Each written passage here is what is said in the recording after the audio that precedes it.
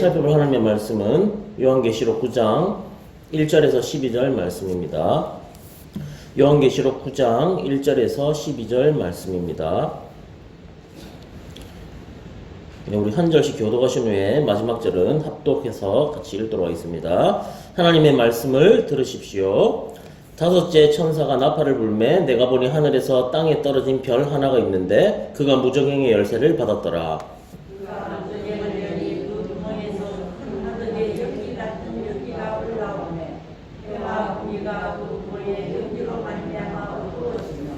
또 황충이 연기 가운데로부터 땅 위에 나오매 그들이 땅에 있는 정갈의 권세와 같은 권세를 받았더라. 그들에게 이르시되 땅의 풀이나 그것이나 각종 소금을 하지 말고 오직 이마에 하나님의 인침을 받지 아니한 사람들만 해야 하시더라. 그러나 그들을 죽이지도 못하게 하시고 5달 동안 괴롭게만 하게 하시는데 그 괴롭게 함이 정갈이 사람을 쏠 때 괴롭게 함과 같더라. 그날에는 사람들이 죽기를 구하여 죽지 못하고 죽고 싶으나 죽음이 그들을 피하리로다. 황충들의 모양은 전쟁을 위하여 준비한 말들 같고 그 머리에 금 같은 광 비슷한 것을 썼으며 그 얼굴은 사람의 얼굴 같고 또 여자의 같은 머리를 입고 그 같은 사자의 팔 같으며 또 철 호신경 같은 호신경이 있고 그 날개들의 소리는 병거와 많은 말들이 전쟁터로 달려 들어가는 소리 같으며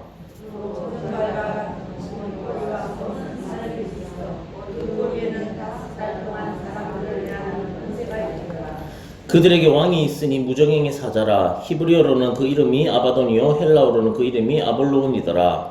첫째 화는 지나갔으나 보라 아직도 이후에 화 둘이 이르리로다. 아멘. 이 말씀은 하나님의 말씀입니다.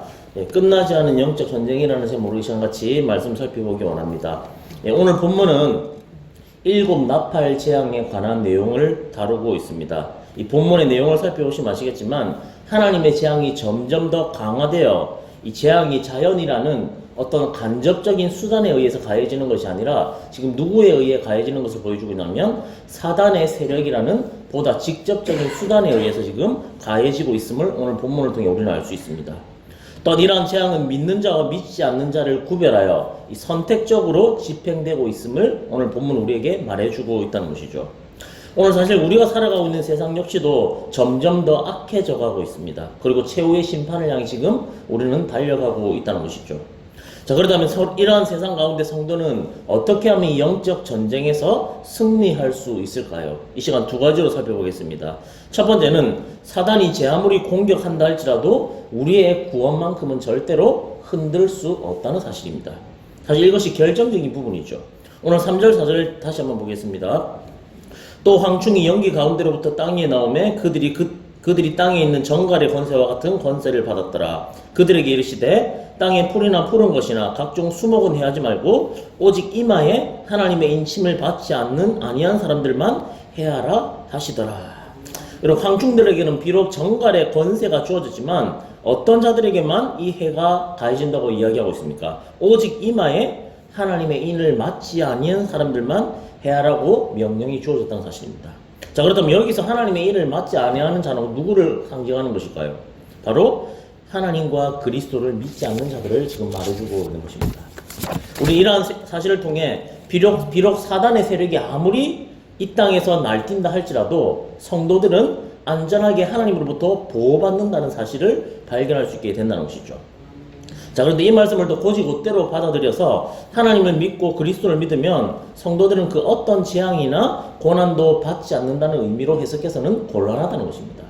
오히려 현실적으로 보면 육체적으로는 성도이기 때문에 우리가 어떻게 보면 세상 사람들보다 더 큰 고난과 핍박을 당할 수밖에 없다는 것이죠. 왜 그럴까요? 이 사단도 그의 세력들이 자기들의 때가 지금 이제 얼마 남지 않았다는 사실을 알기 때문에 이 말세로 갈수록 성도들을 더 핍박하고 어렵게 만든다는 사실입니다. 자, 그럼에도 불구하고 이처럼 성도들의 보호와 안전을 성경이 확실하게 주장하고 있는 것은 궁극적으로 사단에게는 사실 성도들을 해야 할 권세가 없다는 것을 말해주고 있는 것입니다. 이 상고와 죽음의 모든 권세를 오직 주님께서 가지고 계시다는 것을 우리에게 말해주고 있다는 것이죠. 그렇게 우리의 구원만큼은 절대로 이 사단 마귀도 건드릴 수 없다는 것입니다.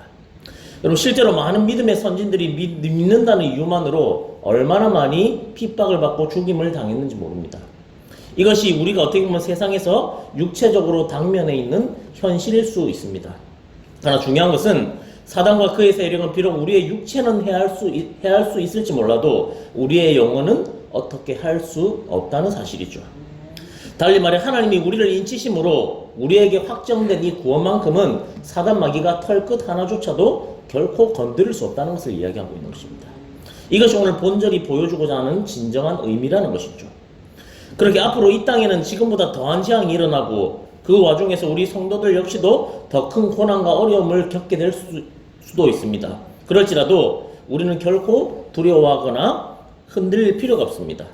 그리고 우리는 진정한 하나님의 백성이요 그 소유된 자들로서 이마에 거룩한 성령의 인이 있음을 확인할 터인데 이러한 우리에게는 영원한 구원이 확정되어 있다는 사실, 이 사실을 굳게 믿고 승리하시기를 축복합니다. 두 번째 영적 전쟁에서 이기는 방법은 바로 승리의 원동력이 누구에게 있는지를 분명히 알아야 한다는 것입니다. 승리의 원동력이 나에게 있는 것이 아니라 바로 하나님께 있다는 것을 알아야 된다는 것이죠. 오늘 7절부터 10절까지를 보면 황충의 모습이 묘사되어 있는데 이 가운데 가장 두드러진 특징이 있다면 전체적으로 지금 전쟁의 이미지를 강하게 풍기고 있다는 사실입니다. 따라서 이들과 영적 전쟁을 하고 있는 우리 성도들로서는 이 말씀들을 좀 더 자세하게 살펴볼 필요가 있다는 것이죠. 이 영적 전쟁에서 승리할 수 있는 비결을 아는 것은 사실 그리스도인에게 있어서 정말로 결정적인 것이라 할 수 있습니다. 이것을 모르면 자꾸만 실패하는 거죠. 넘어지고 지는 것입니다. 왜냐하면 적을 알고 나를 알아야 영적 전쟁에서도 사실 승리할 수 있다는 것이죠. 일반적인 세상사의 전쟁에서도 적을 알고 나를 아는 것이 승부의 가장 큰 원동력인 것 마찬가지로 영적 전쟁에서도 마찬가지입니다. 사단의 세력을 알고 그리고 내가 이 사단의 세력을 물리칠 수 있는 방법을 알아야 반드시 이길 수 있다는 것이죠. 오늘 7절을 보면 이 황충들은 전쟁을 위해 예비된 말과 같다라고 이렇게 지금 묘사를 하고 있습니다. 그리고 이는 사단이 하나님과 성도들을 상대로 오래 전부터 전쟁을 예비해 왔음을 지금 암시해주고 있는 말씀입니다. 그리고 또한 그들의 얼굴이 어떻다고 이야기합니까? 사람의 얼굴 같다. 여러분 일반적으로 사람은 하나님의 이 창조의 면류관으로서 지혜와 이성을 가진 존재들입니다. 그런데 이것은 곧 사단과 그 희화의 세력 또한 어떤 지성을 지닌 존재임을 우리에게 지금 이야기해주고 있다는 것이죠. 여러분 지성을 지녔다는 것은 동시에 무엇을 이야기하는 것일까요?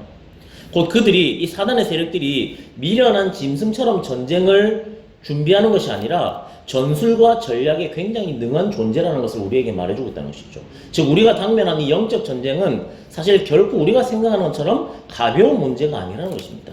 이 사단의 세력이 그만큼 막강하다는 것을 오늘 본문 우리에게 분명하게 이야기하고 있으며 그리고 거기서 우리가 승리할 수 있는 방법은 단 하나밖에 없다고 지금 우리에게 이야기해주고 있는 것입니다.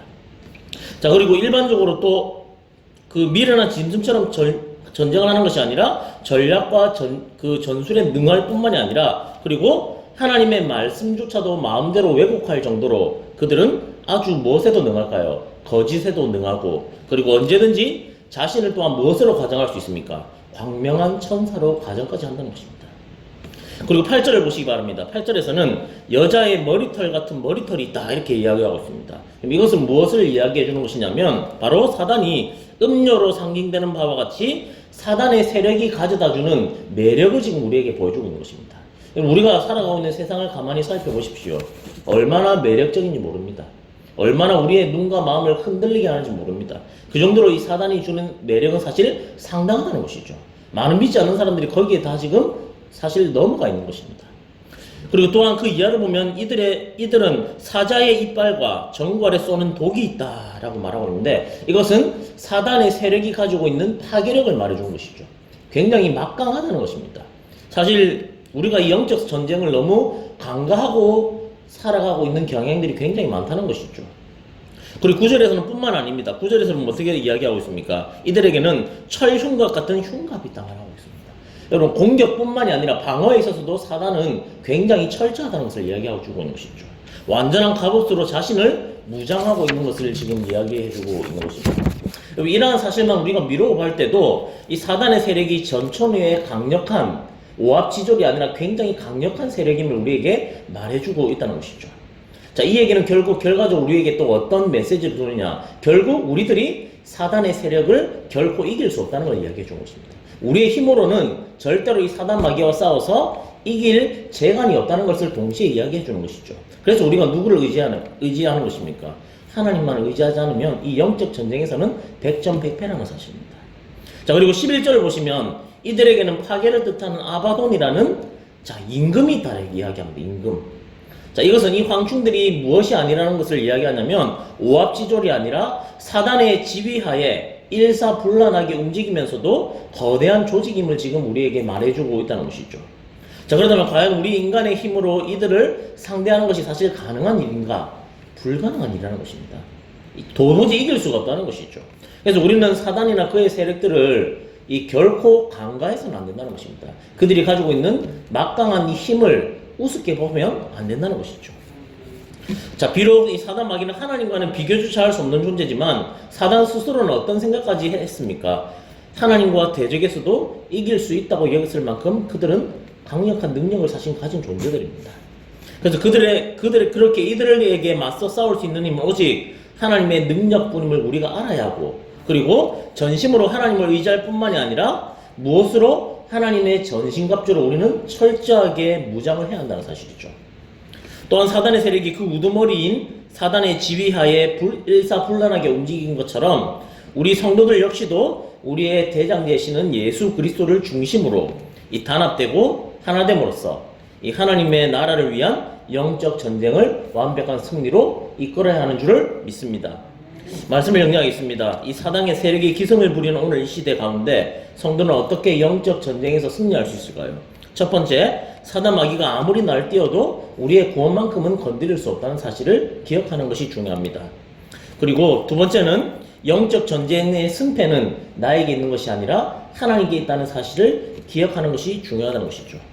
그래서 바라기는 오늘 하루도 우리의 대장 되신 주님과 동행하며 이 악한 죄의 세력과 맞서 싸워 승리하시는 저와 여러분이 되시기를 주님의 이름으로 축복합니다. 우리 같이 기도하겠습니다. 오늘 우리가 살아가고 있는 세상 영적 전쟁터의 한복판 가운데 우리가 지금 놓여 있습니다. 이 전쟁에서 승리하기 위해서는 승리의 원동력이 나에게 있는 것이 아니라 주님께 있음을 고백하고 순간순간마다 주님께 붙들려 살아가는 방법밖에 없는 줄 믿습니다. 그래서 우리가 이것을 기억하면서 살아갈 수 있게 해달라고, 이런 힘과 능력을 달라고 우리 기도하시고 개인의 기도 제목 가지고 주님 앞에 나가겠습니다. 기도하겠습니다. 하나님 아버지 감사합니다.